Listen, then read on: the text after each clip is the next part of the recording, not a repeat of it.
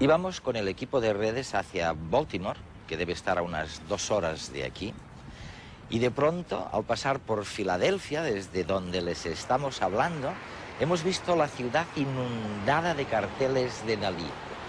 Y da la casualidad que Dalí es el pintor que mejor entendió y más aplicó en sus obras de arte la proporción áurea, la proporción divina, esta relación misteriosa que arranca de una curva, vamos, de una recta geométrica hace más de 2000 años y que luego aparece en la cría de conejos, en los pétalos de las rosas, en los cuadros de Dalí. Es la relación misteriosa entre los números y la belleza.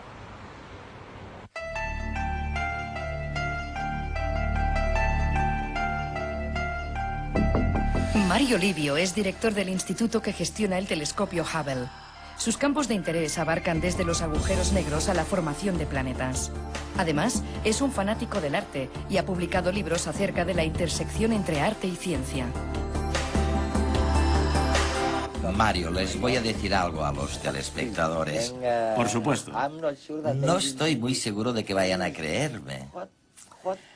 Oye, a saber qué dirán si les sugiero que trazando una línea como esta, así, tal y como hizo el inventor de la geometría hace más de 2000 años, y luego creando una proporción aquí, por ejemplo, si les digo a mis telespectadores que esta línea, trazada hace más de 2000 años, Sí.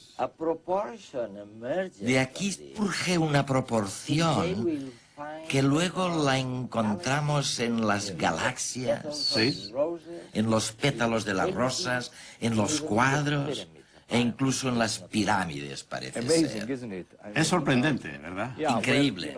Sí, por este motivo mis editores, cuando escribí el libro, hablaron de el número más asombroso del mundo. Es decir, resulta increíble que a partir de algo tan simple como lo que has demostrado que hizo Euclides en el año 300 a.C., se descubriera un número que luego aparece en las plantas, en las galaxias, en la bolsa. Pero eso fue lo que pasó.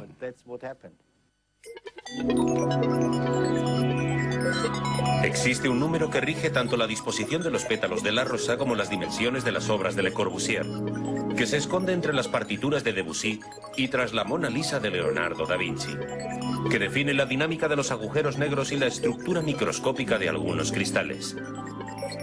Si quiere saber qué número es, siga las siguientes instrucciones, son muy sencillas. A partir de cualquier número, súmele el siguiente en orden ascendente. Empezaremos, por ejemplo, a partir del 0. Obtendrá una secuencia numérica infinita formada por números cada vez más grandes. ¿Y dónde está ese misterioso número del que hablábamos? Dividiendo cada término entre el anterior. Sorprendentemente encontrará que el resultado de este sencillo cálculo, a medida que lo realiza entre los términos ascendentes de la secuencia, se va aproximando a un número cuyos decimales son infinitos, el número phi. El descubrimiento de este extraño fenómeno matemático se lo debemos al italiano Leonardo Pisano, más conocido como Fibonacci, a principios del siglo XIII. Sin embargo, el número phi ya había sido definido por el griego Euclides 1500 años antes. Para ello, Euclides se sirvió de una recta imaginaria. Imaginó un punto concreto, un punto que dividiese la recta en dos segmentos más pequeños. Ambos debían tener una proporción concreta que se definía de la siguiente manera. La relación entre el segmento mayor y la recta debía ser la misma que la del segmento menor y el mayor. Y la división de ambas longitudes, independientemente del tamaño de la recta inicial, daba lugar a un número, el número phi, que definía una proporción, la que se ha dado en llamar divina proporción. Su divinidad es un atributo otorgado por otro matemático italiano, Luca Pacioli, en el siglo XV. Divina por encontrarla en los más diversos lugares de la naturaleza y en las más excelsas obras de arte. El hombre no solo la ha descubierto, sino que se ha valido de ella para la creación estética. Un ejemplo de creación geométrica es el rectángulo áureo, construido a partir de dos segmentos cuya proporción es phi. Por otra parte, en el pentágono regular se esconde esta misma proporción. La relación entre sus lados y diagonales está definida también por el número phi. En el interior de esta figura encontramos el triángulo áureo. Pero la geometría nos depara más sorpresas. Y es que cuando se dividen ambas figuras, rectángulo y triángulo, obteniéndose progresivamente rectángulos y triángulos áureos más y más pequeños, en su interior se va configurando una misma figura, una espiral logarítmica. No se extraña a estas alturas de que las propiedades de esta se asocien también con phi y que se encuentre en los más variados lugares de la naturaleza. ¿Cuál es el posible origen de esta proporción? ¿Era algo que estaba escondido en la naturaleza, en las leyes físicas, o se inventó? Creo que todo empezó con las cosas que tienen que ver con la simetría pentámera, ¿sabes? Como la estrella de 5 puntas, por ejemplo, también llamada pentagrama. Pentagrama. Sí, si miras a este tipo de estrella, a todos nos gusta. La bandera de Estados Unidos tiene 50 estrellas de este tipo, y bueno, a todos los discípulos de Pitágoras les gustaba mucho esta estrella, porque les gustaba mucho el número 5. El 5 era el número del amor, del matrimonio, y utilizaban dicha estrella como símbolo de su hermandad. Pues bien, en una estrella de este tipo, si miramos, bueno, si tomamos uno de los triángulos y consideramos la proporción de la longitud del lado del triángulo hasta la base del triángulo, eso es exactamente la proporción o sección áurea. Y cada vez que miramos un pentágono, por ejemplo, si tomamos un pentágono y trazamos una diagonal en dicho pentágono, la proporción de la diagonal al lado del pentágono es la proporción áurea. 1.61. Sí, 1.618, sí. Este es el número de oro, la proporción áurea. Los propios griegos, para poder dibujar un pentágono o una estrella de 5 puntas, tuvieron que definir esta proporción áurea, y por ello Euclides lo definió con tanta precisión, con esta línea que dividió en 2 partes. La secuencia de Fibonacci no es solo un fenómeno matemático curioso con el que sorprender a sus amistades. La relación entre números que establece se encuentra a nuestro alrededor de manera natural. En un problema de cría de conejos, por ejemplo. Si se encierra una pareja en un lugar aislado, sabiendo que cada mes tendrán una pareja de descendientes que tardarán otro mes en poder procrear. El primer mes tendremos una pareja, el segundo mes 2, el tercero 3, el cuarto 5 y el quinto 8. Y así, sucesivamente. En la disposición ramificada de flores y árboles encontraremos también esta secuencia. También en los puntos de un tallo en que se insertan hojas y ramas. Pero la relación entre la botánica y Fibonacci no se queda ahí. La mayoría de flores poseen 2, 3, 5, 8, 13, 21, 34, 55 u 89 pétalos. Extraño, ¿verdad? Y es que en la mayoría de especies vegetales, la cantidad de hojas necesarias para dar un giro completo al tallo sigue números de Fibonacci.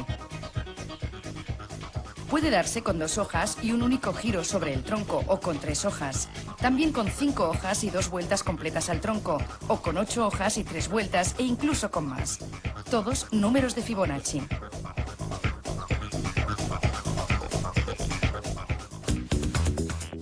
Lo mismo ocurre en la semilla de muchas plantas.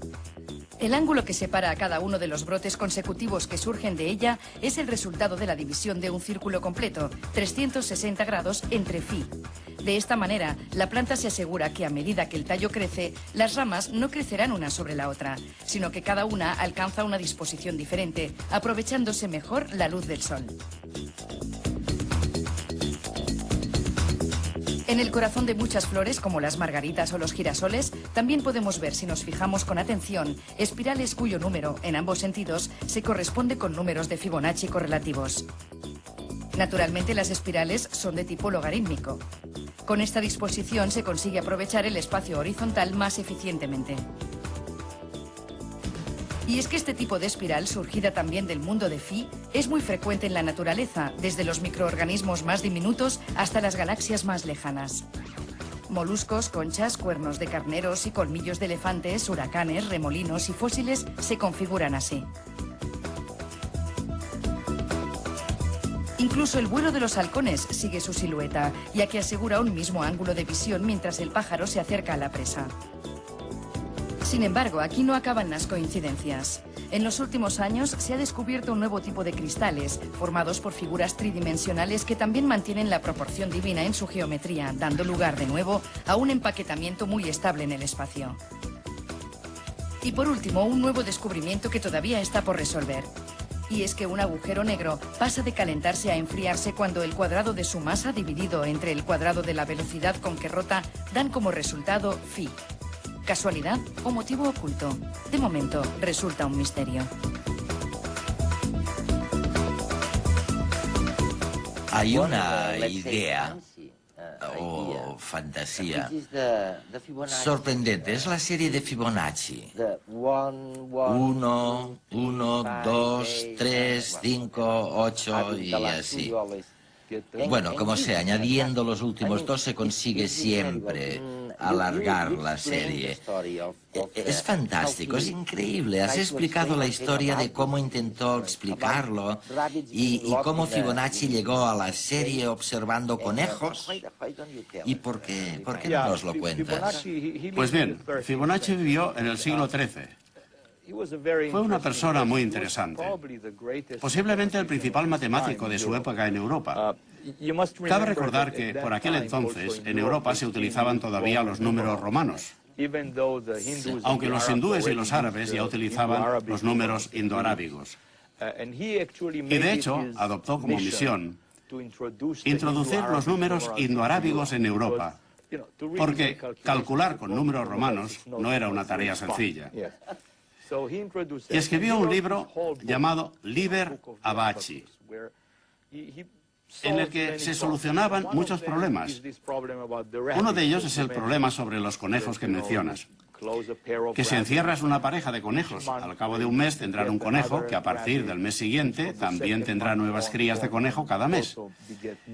Y quería saber cuántos conejos había al año, por decirlo así. Y así se obtiene la secuencia de 1, 1, 2, 3, 5, etc., en la que cada número, empezando por el tercero, equivale a la suma de los dos números anteriores. Bueno, esto por sí mismo hubiera sido tan solo una curiosidad sorprendente si no fuera porque esta misma secuencia Se aplica... aparece en muchos lugares. ¿Cómo? ¿Cómo cuáles? Como la disposición de las hojas de las plantas, por ejemplo, ¿sabes? Se puede ver en las hojas de las plantas o en los girasoles. En los girasoles, en la cabeza del girasol, se ven espirales en una dirección u otra. Y si las contáramos, veríamos que siempre son dos números de Fibonacci, en una dirección y en la otra. O en los pétalos de la margarita, por Sí, ejemplo. en efecto. Los he contado yo mismo, ¿Sí? ¿eh? En mi jardín recogí una margarita. Lo más interesante es que si partimos de la secuencia de Fibonacci y avanzamos lo suficiente en la secuencia, la razón de dos números adyacentes, cualesquiera, se acerca más, y más a la proporción áurea. Así que la secuencia de Fibonacci es la proporción áurea, pero disfrazada. Es increíble. Esto es lo que la hace tan fascinante, que esta frecuencia y la proporción áurea aparecen en muchísimos fenómenos reales, ya sean naturales o realizados por el hombre. Sin embargo, quiero resaltar que no hay nada especialmente misterioso en todo esto. No hay magia. No, en este número no. Es decir, hay que dejar a un lado la mitología. En realidad surgen de las propiedades de los sistemas que estudiamos, que o bien presentan una simetría pentámera, por lo que siempre tienen la sección áurea, o bien es una necesidad. Por ejemplo, en el caso de la planta. Las hojas están dispuestas de este modo porque si estuvieran, pongamos, formando 90 grados, al acabar un giro, las próximas hojas se solaparían con las anteriores. Y esto no es bueno para la planta, porque las hojas necesitan luz y lluvia. Así que hay que encontrar el ángulo que aproveche el espacio con más eficacia. Y resulta que este ángulo está relacionado con la proporción áurea, porque así es como matemáticamente se puede. Tiene que ser así, oye. Sí, no es que las plantas sepan matemáticas, solo que, ¿sabes? Necesitan sobre... ¿Y qué es lo que encontró Dalí en esta proporción áurea para incluir ese dodecaedro en su famoso cuadro de la Sagrada... El Sacramento de la Última Cena, sí. De hecho, en este cuadro Dalí incluyó la proporción áurea dos veces. En primer lugar, si miramos la proporción de la longitud del cuadro con respecto a la altura, equivale a la proporción áurea. Además, pintó este gran dodecaedro suspendido sobre la mesa porque el dodecaedro, para Platón, representaba todo el universo. Y resulta que el dodecaedro está estrechamente relacionado con este número, 1,618.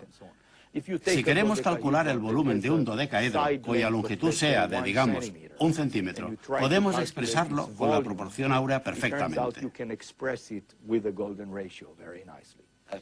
También. Sí. En la cabeza de Dalí, el dodecaedro, el símbolo de una de sus obsesiones matemáticas.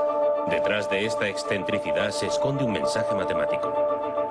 Realmente entiendo que lo que nos quería dejar claro y manifiesto es que él entendía que el universo se estaba representando en la pintura mediante un dodecaedro de manera habitual y sistemática, y en el dodecaedro estaba implícita la divina proporción, el número de oro.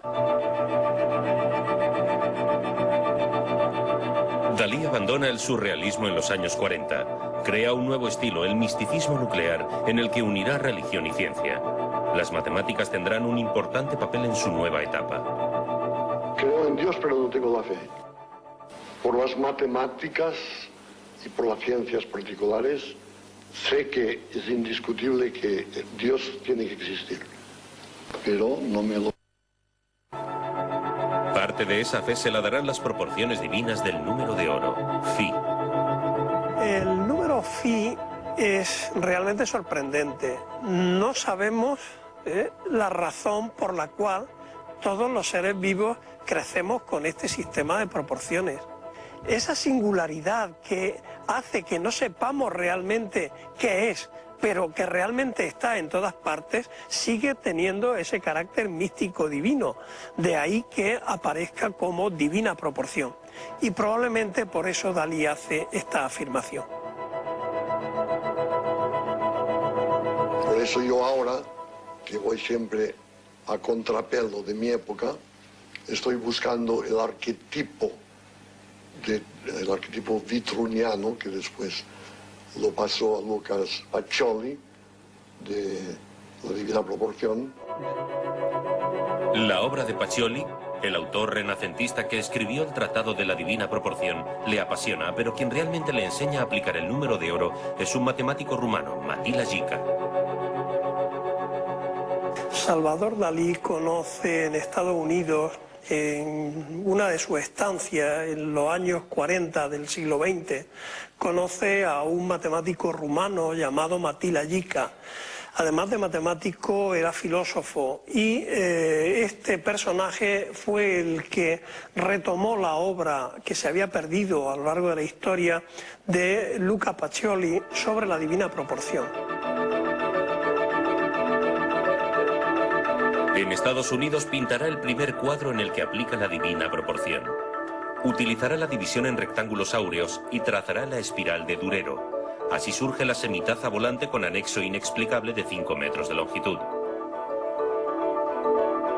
El matemático Jica le enseña más formas para representar el número de oro. Una de ellas es la estrella pentagonal, el símbolo de los pitagóricos, una figura geométrica en la que el número de oro tiene gran presencia. Por ejemplo, la relación entre la diagonal del pentágono y su lado es el número de oro. Los segmentos AB y BC dan también el número de oro. Entre BD y DE también existe la divina proporción. El cálculo puede ser infinito. Así pues, la figura más divina es la que Dalí escoge para representar a su propia divinidad, a Gala. En la parte inferior del cuadro, Dalí deja constancia de su intención anotando los cálculos de phi.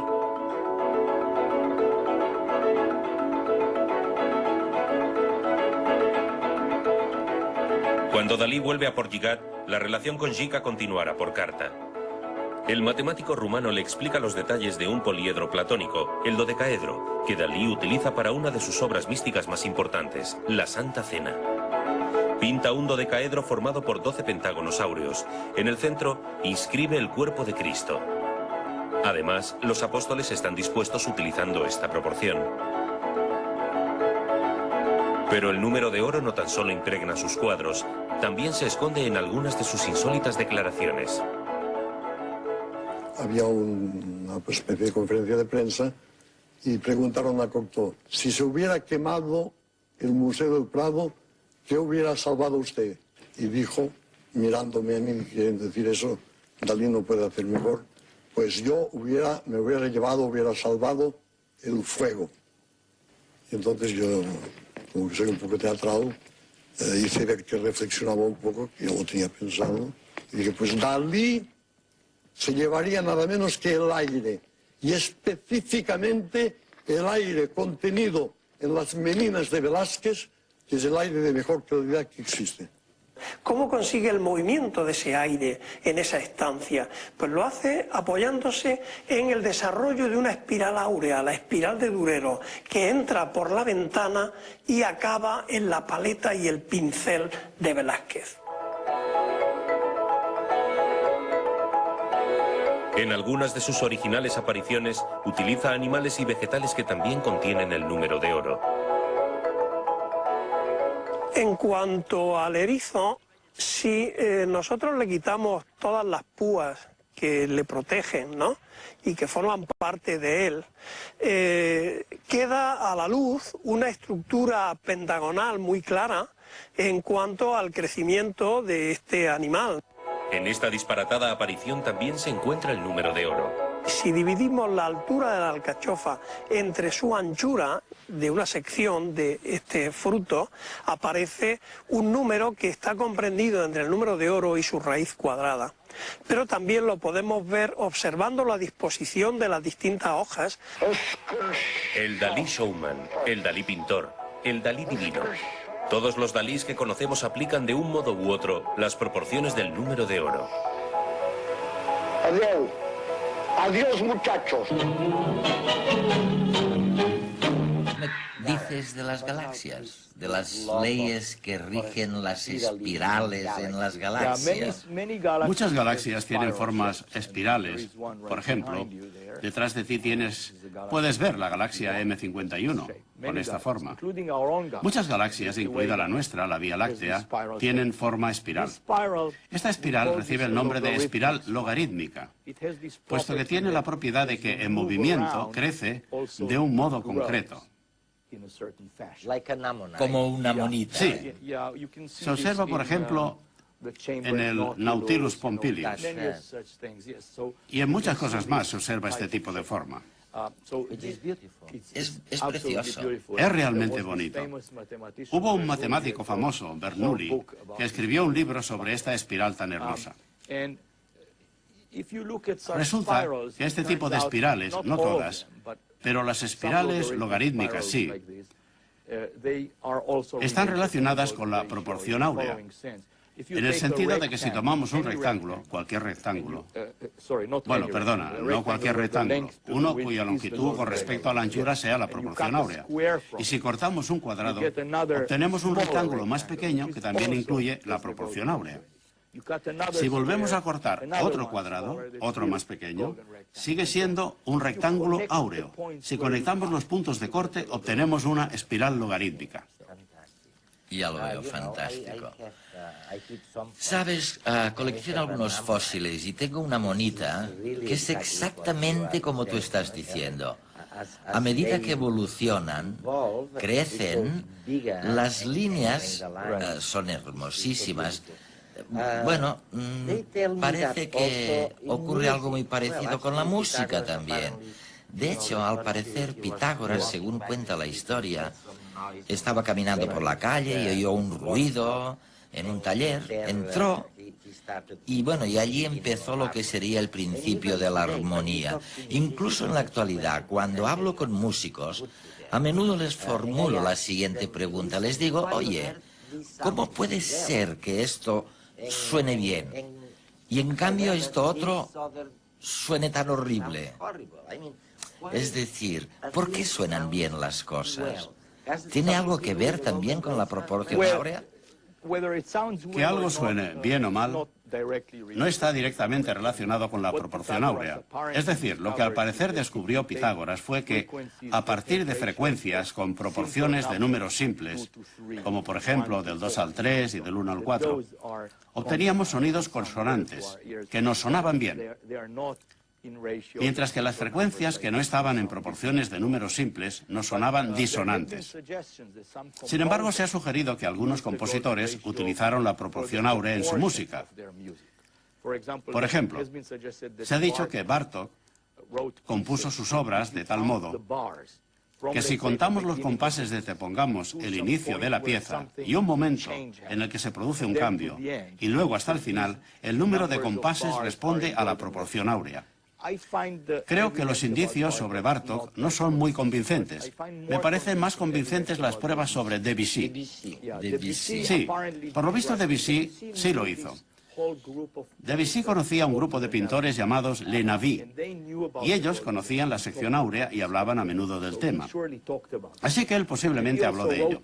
Y también escribió una vez una carta a su editor y le dijo: en la obra que te he mandado falta el número de oro, así que tal vez lo utilizara en su música.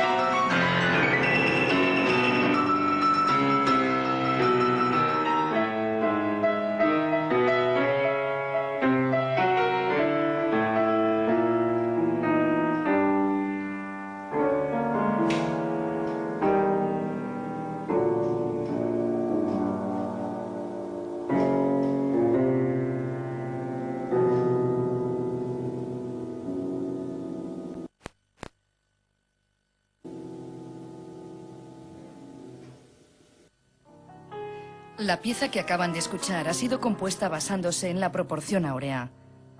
Orden, equilibrio, naturalidad. Así define Daniel Fígols la sensación que produce escuchar una composición creada según esta proporción. La pieza que he titulado Entropía se divide en dos partes, una que le he titulado Orden y otra Desorden. Y en la de Orden, para encontrar esta idea, he querido utilizar la proporción áurea para situar el clímax de la parte. Este clímax se produce a partir de una crescendo de intensidad y de rítmica, como se puede observar.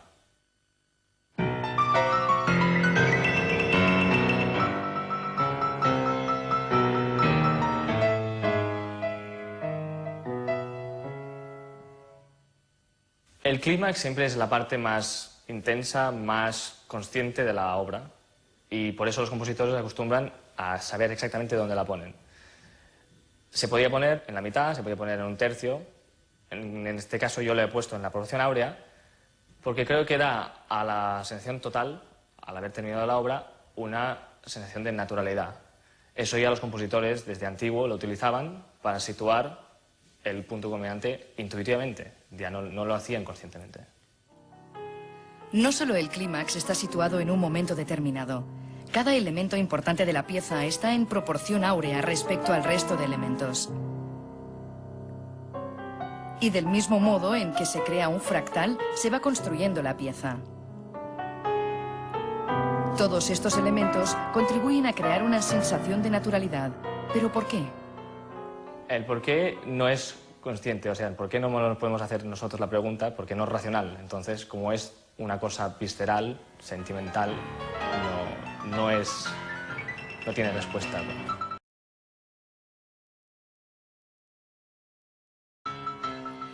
En la pieza titulada Desorden, las notas se ordenan de forma subjetiva, no siguen las leyes de la proporción áurea.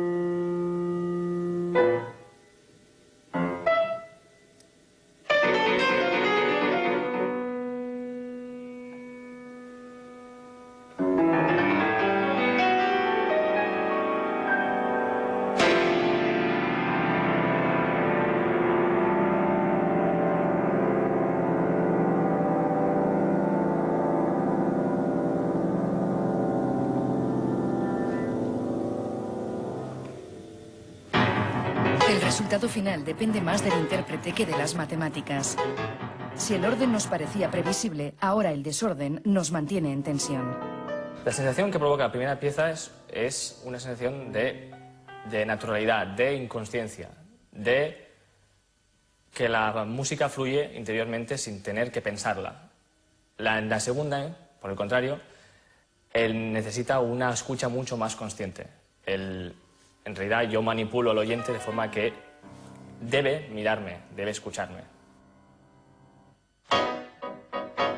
O sea que si los números se pueden utilizar para expresar algo tan maravilloso y sofisticado como la armonía de la música, parecería lógico entonces que los números pudieran utilizarse para expresar las leyes físicas, las leyes naturales. Esto es lo que decía Pitágoras, fue el primero en decirlo. Según él, todo es número. Y de hecho utilizamos las matemáticas. Trabajo con el telescopio espacial Hubble. Soy un teórico que intenta explicar el universo. Y utilizamos las matemáticas para explicar el universo. Nos valemos de fórmulas matemáticas. En cierto modo, esto ha sido un misterio que muchos se han planteado a lo largo de los siglos. Desde Galileo a Eugene Wigner, todos se preguntaban, ¿por qué tienen tanta fuerza las matemáticas que, si queremos explicar el universo, si queremos explicar la bolsa, la sociología, la música, utilizamos para ello las matemáticas? Es una pregunta muy complicada. La siguiente pregunta entonces sería,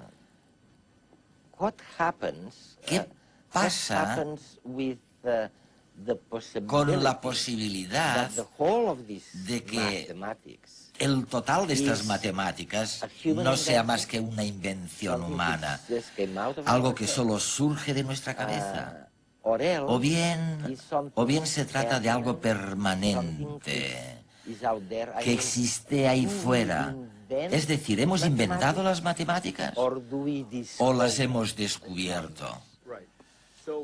Pues bien, Galileo pensaba que las habíamos descubierto. Galileo creía que las matemáticas constituían el lenguaje del universo y que únicamente las descubríamos en el universo. Eso creía.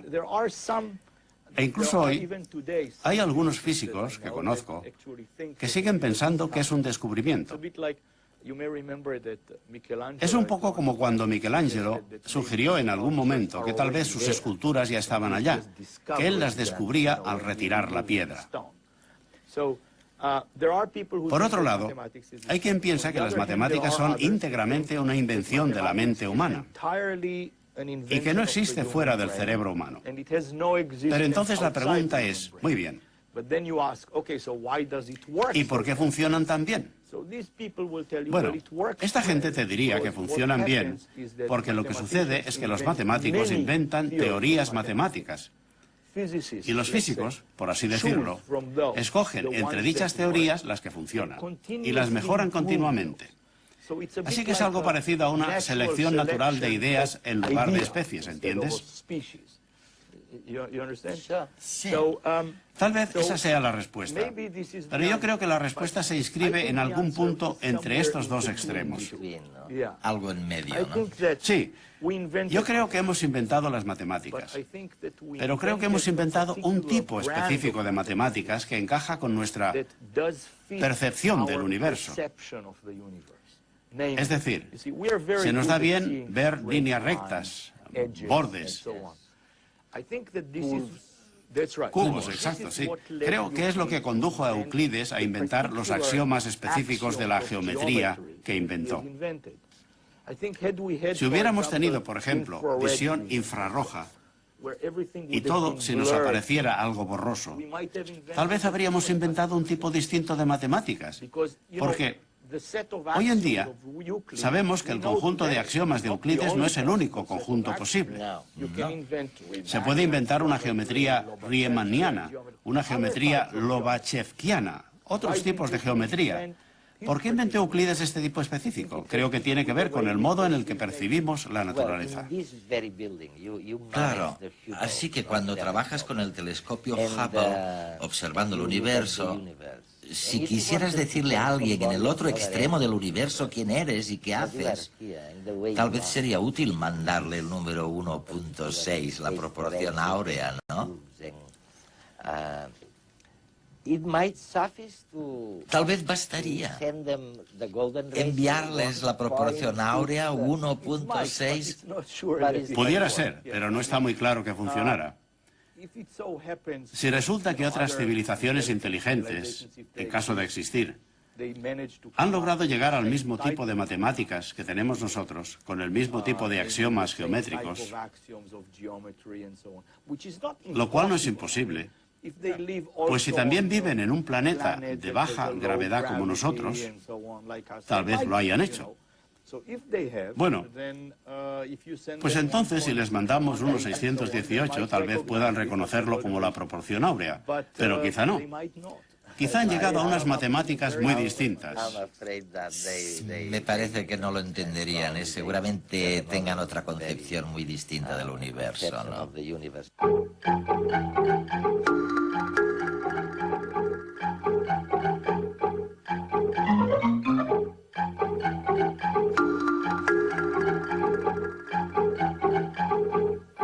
Con la aparición de la fotografía y el cine hace más de 100 años, el hombre por primera vez en su historia puede capturar la realidad tal como es.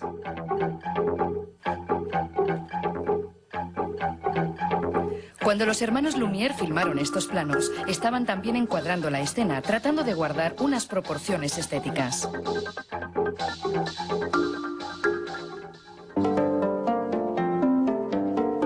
El cine y la fotografía están íntimamente relacionadas con las proporciones. Las fotografías que hacemos están enmarcadas en un rectángulo de proporciones precisas. La pantalla de nuestro televisor y la proyección en una sala de cine tienen unas dimensiones que no son fruto de la casualidad. ¿Pero tendrán alguna relación con la proporción áurea?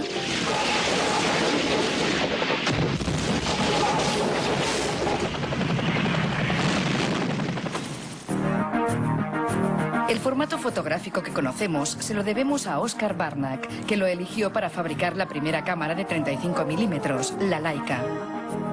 El negativo de proporción 3:2 o 24:36 nos ha acompañado desde entonces y tal vez su similitud con la razón áurea sea algo más que una casualidad. La relación 1:5:1 de la foto de 35 milímetros está muy cerca del 1:62 de la proporción divina. Henri Cartier-Bresson, uno de los más importantes fotógrafos del siglo XX, nunca retocó sus fotografías. Estas siempre se presentaban tal y como salían de su Leica, en el formato 3:2. Su formación como pintor fue decisiva a la hora de encuadrar y componer sus imágenes, centrándose en una geometría concreta, la que da el negativo de 35 milímetros. Y así podemos encontrar la proporción áurea en varias de sus instantáneas. Lo sorprendente es que Cartier-Bresson no las creaba como lo hace un pintor, sino que debía encontrarlas en la impredecible vida diaria.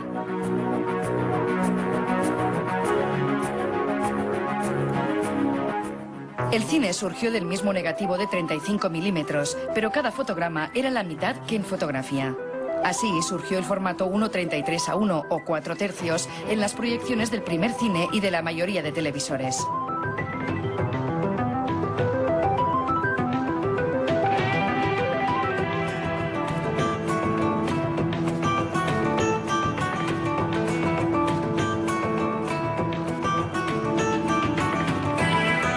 Pero con el tiempo, poco a poco, las pantallas de cine se han ido ensanchando. Y en cierta manera es lógico, ya que la situación de nuestros ojos en un plano horizontal hace que tendamos a una visión panorámica de las cosas. Formatos superpanorámicos como el CinemaScope nacieron para resaltar la espectacularidad de las escenas en las grandes salas de cine. Y en los últimos años se ha ido imponiendo el 1:85:1 bajo la influencia de la Academia de Hollywood. Sin embargo, el formato cinematográfico que más se acerca a la razón áurea es el 1:66:1, muy utilizado en el cine europeo de las últimas décadas.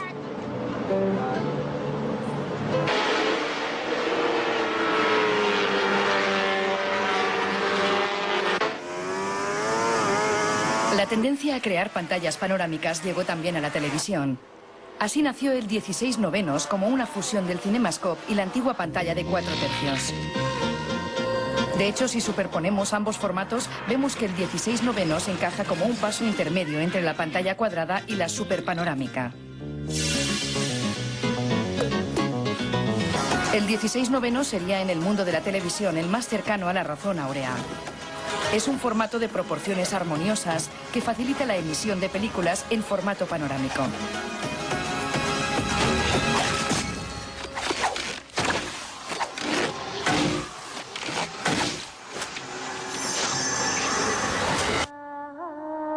En redes lo utilizamos recortando la imagen con dos franjas.